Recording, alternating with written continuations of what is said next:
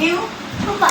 ဆရာမတေရောနောက်တာ အေးချောင်းမတော်နောက်ကြရအေးဘာလို့ဒီမှာသားမလဲ ချက်ခောက်ဆဲ ချက်ခောက်ဆဲကြ ဒီစားလေးပါစားပါ ပိချာပချမရှိဘူး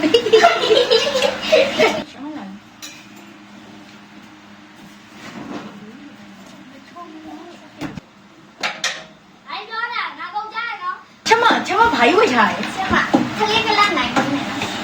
ဆရာမဒီဆောင်ချောင်းလေးနဲ့ခလာလေးဆရာကြီးကိုချောင်းဆရာမနမေဒီနေ့မိတ်ဆက်ပေးမယ်နော် ဆမရေးကြ ဆရာမ လို့ နမေကဆိုဒီဖြစ်ပါတယ် My name is Nissan. No. ကိုပြတဲ့တော့ဒီမှာလိုပဲပြောရမယ်နော်။သမီးနာမည်မျက်စံလေးကိုဖြစ်ပါတယ်။အဲ့လိုမပြောရဘူး။သမီးနာမည်မျက်စံလေးကိုဖြစ်ပါတယ်လို့ပြောရမယ်။သမီးနာမည်မျက်စံလေးကိုဖြစ်ပါတယ်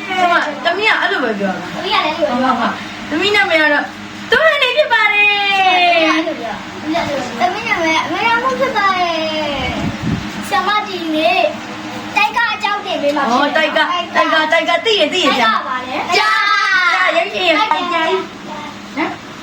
No. ဘီယာလို့ခေါ်တယ်။ဆရာမ တိုက်ကဘီယာသွားတယ်ဒီမှာဘာပဲနေနေသွားနေဟုတ်ကဲ့ တိုက်ကဘီယာကိုဘယ်လိုသုံးပြပါလဲဆိုတော့ကျွန်မဆရာမလေးရကြသွားပါ ဟုတ်အကြောင်းသိမပဲလေ ဟုတ်ပါဒီမှာဒီဆရာမတော်ဘီယာကိုဒီလောက်ခွက်လေးနဲ့ရေရောပြီးတောက်ရတယ် ဟမ်